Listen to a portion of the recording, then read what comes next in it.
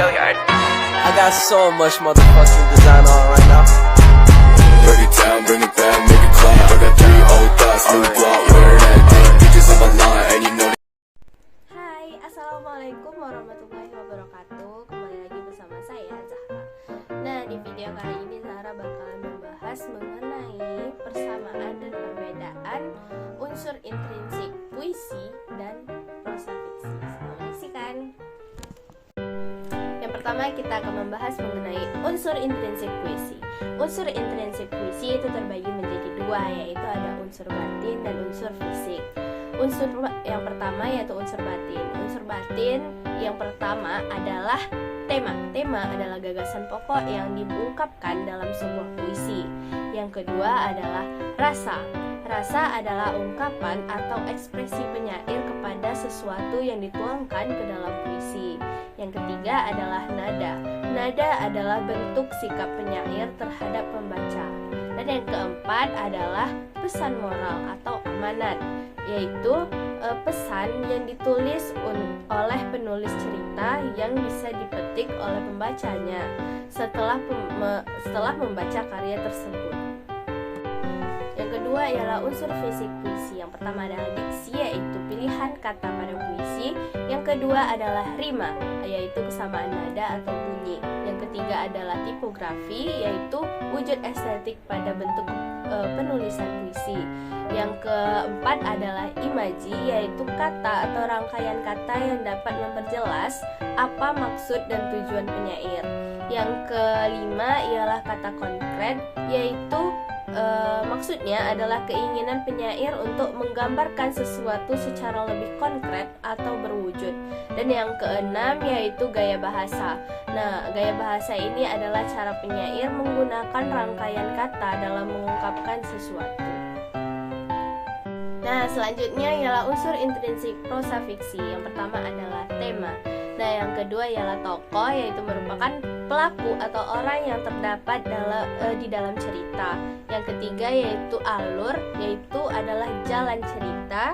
Yang keempat latar, yang merupakan bagian cerita atau landas tumpu yang mengacu pada masalah, tempat, dan waktu terjadinya peristiwa, serta lingkungan sosial yang digambarkan untuk menghidupkan peristiwa.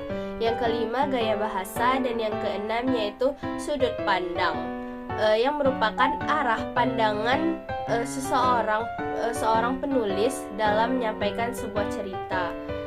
Dan yang terakhir yaitu amanat. Jadi, persamaan antara unsur intrinsik puisi dan prosa fiksi ialah tema, gaya bahasa, dan juga amanat.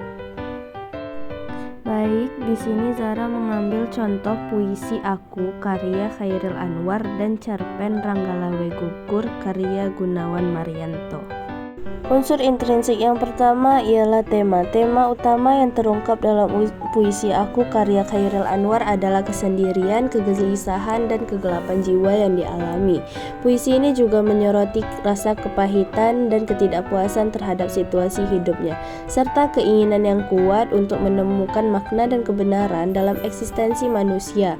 Tema kesedihan dan perjuangan pribadi juga dapat terlihat jelas dalam puisi ini. Tema dari cerpen Ranggalawe Gugur ialah kejatuhan atau kemunduran Ranggalawe. Selanjutnya ialah gaya bahasa. Gaya bahasa dari puisi Aku karya Chairil Anwar ditandai dengan gaya bahasa yang penuh emosi serta menggunakan kata-kata yang sederhana namun penuh makna.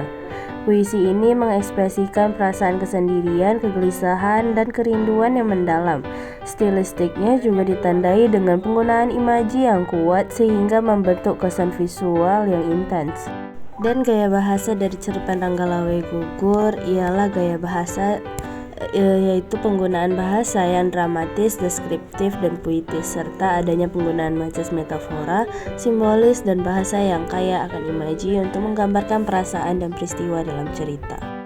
Selanjutnya amanat. Amanat dari puisi Aku karya Chairil Anwar ialah menekankan pentingnya untuk memahami dan menerima kondisi kesendirian serta perjuangan batin yang dialami oleh individu.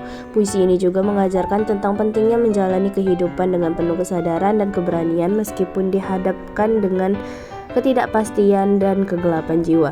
Selain itu, puisi ini juga mengunggah pembaca untuk merenungkan arti dan tujuan eksistensi manusia dalam menghadapi tantangan hidup.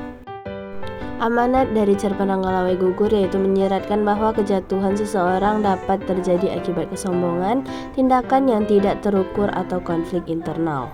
Bad, make it clap. I got 3 old thoughts, new block, wearing that thing. Bitches on my line.